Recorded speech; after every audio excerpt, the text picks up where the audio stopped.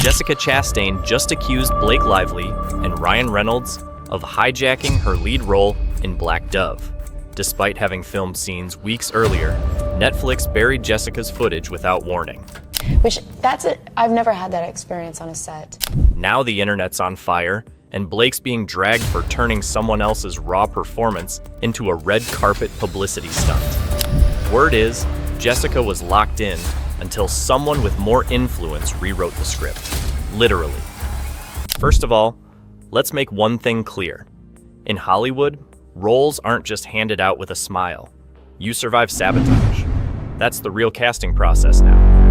And Jessica Chastain? She survived it until someone got a little too obsessed with sparkle and sabotaged her right out of her own film. Jessica spent over a year on Black Dove.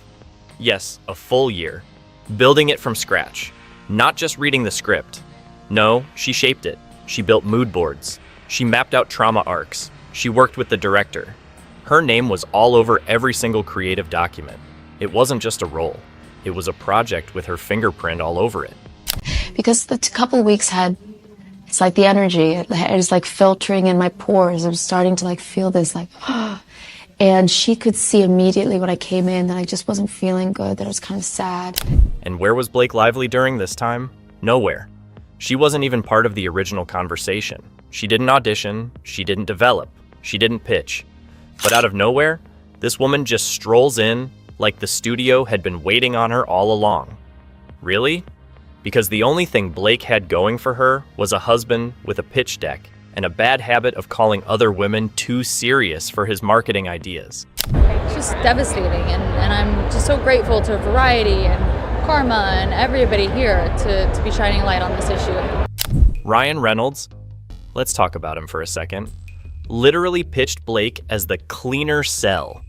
He actually said Jessica was too prestige, too serious. I'm sorry, what kind of clown logic is that? Jessica is an Oscar-winning actress with range, intensity, and depth.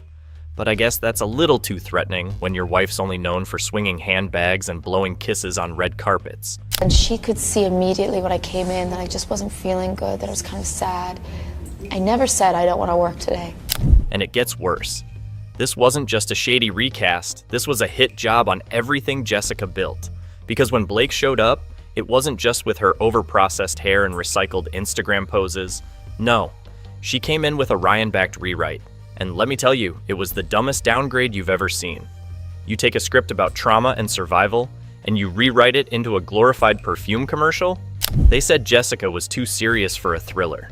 Meanwhile, Blake's giving fashion show energy in every frame. Make it make sense.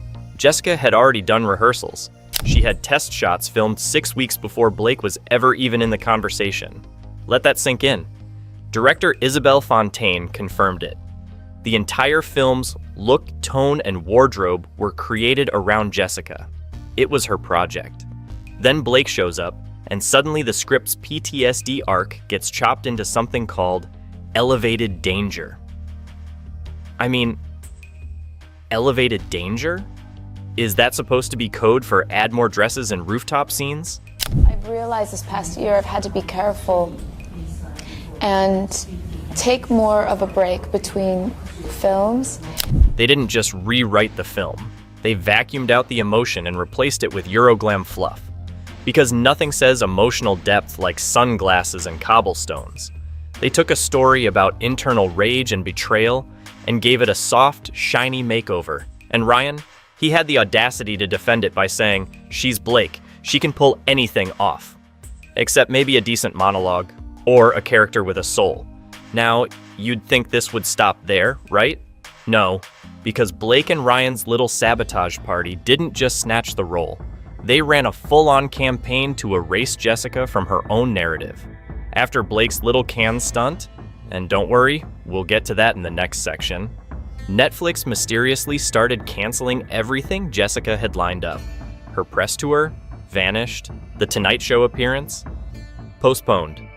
The Variety photo shoot, stylistic redundancy. Sounds fake, but okay. It takes a lot out of you sometimes, and you have to have space to then fill up again, you know? And then we get the real tea. a Slack message gets leaked. And what does it say? Kill the Chastain rollout. Ryan's team flagged a confusion concern. A confusion concern? Are you joking? The only confusing thing here is why Netflix thought replacing raw talent with red carpet cosplay would be a good idea. But it doesn't end there. Jessica had already filmed a scene, and not just any scene. A stripped down, emotional monologue in a warehouse, barefoot, no makeup, and the line, "If I die here, no one will ask who buried me. They'll ask who dressed me." Tell me that's not chilling. Tell me that's not powerful. But Blake's team buried it, didn't want it out. Too real, too good, too threatening to the girl who thinks acting is just about pulling dramatic faces in expensive coats. I think it's because we underestimate sometimes how much when you're playing a character you give of yourself. But guess what? That clip got leaked anyway. Through a private Vimeo link, no branding, no logo, just the raw footage of a woman acting circles around every watered-down version they tried to push in its place. And when people saw it, the response was instant. "Netflix, you good? We lost the real Black Dove." That's what one fan said. And honestly, they said it best. Here's the brutal truth. Blake Lively didn't just steal a role. She stole the performance, the prep, the story, the soul of the damn film. And she did it without ever putting in the work. She didn't fight for this project. She didn't build it. She just waltzed in with her shiny brand and her husband's PR team. And everyone pretended that was enough. Jessica didn't get replaced. She got erased. But the funny thing about trying to erase a woman like her, you can't. Because when the dust settles and the glitter fades, guess who's still standing? Not the girl who copied the script and wore someone else's dress. The one who built it from nothing and didn't back down. And the lessons and the stories I take from that, there's no price. It's beyond. And that, right there, is what makes this entire fiasco so foul. Because they didn't just take Jessica's role. They tried to take her legacy. And Blake?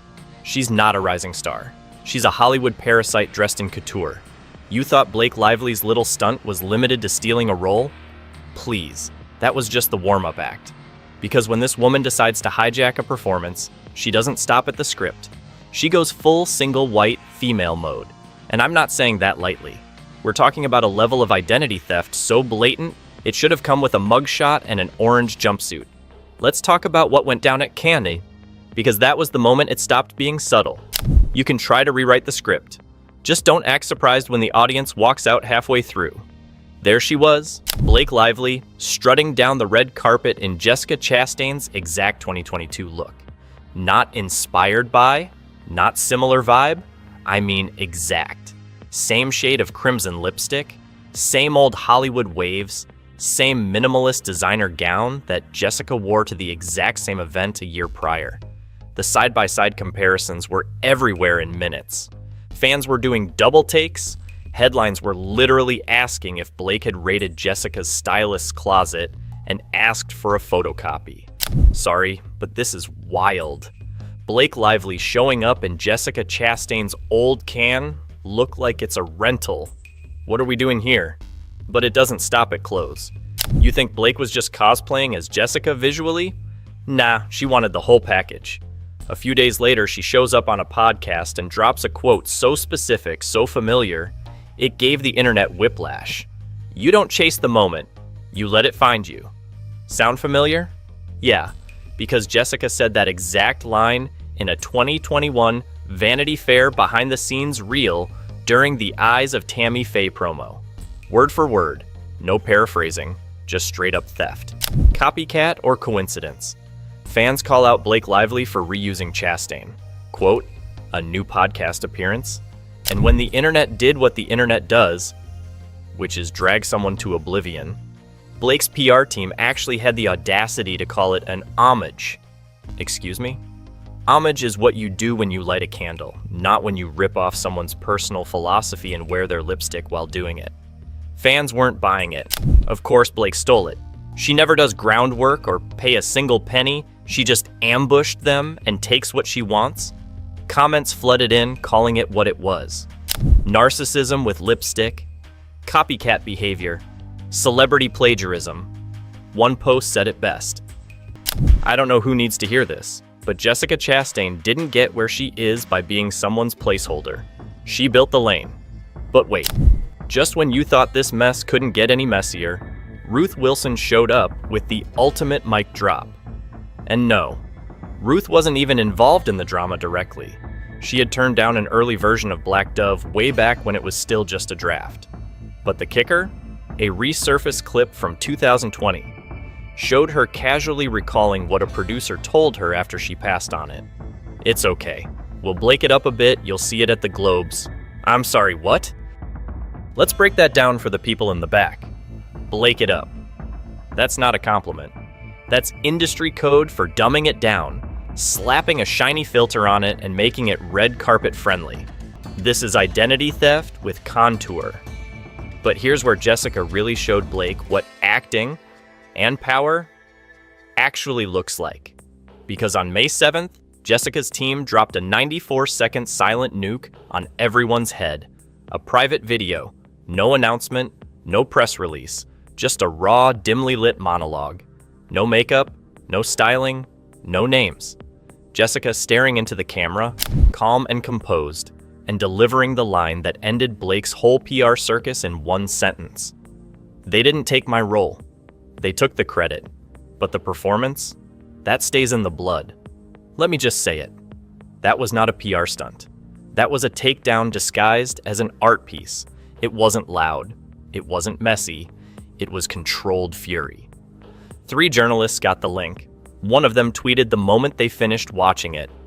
Jessica Chastain just taught Netflix and Blake Lively what power looks like. And let's just say, he wasn't wrong. Because exactly 20 minutes after that video dropped, Netflix glitched. And not just any glitch. Blake Lively's face disappeared from the Black Dove landing page. Gone, wiped. Replaced by a static image of a bleeding dove. White feathers, red stain, no names. Was it a bug? Was it sabotage? Was it karma on steroids? Nobody knows. But someone caught it, screen recorded it, and by the time the internet was done with it, the damage was irreversible. So, what have we learned? Blake Lively didn't just want a role. She wanted the whole identity. The quotes, the wardrobe, the vibe, the audience, the award season buzz. Everything Jessica had built over months, even years. She wanted to wear it, post it, perform it, and pretend it was hers. And when called out, her team didn't apologize. They doubled down. Homage. Rebrand. Creative reinterpretation. Please, if you want to honor a woman's work, maybe start by not bulldozing her out of it. Jessica didn't scream. She didn't threaten. She didn't even post a caption. She let Blake dig her own glittery grave and then calmly handed her the shovel. Blake did the remix.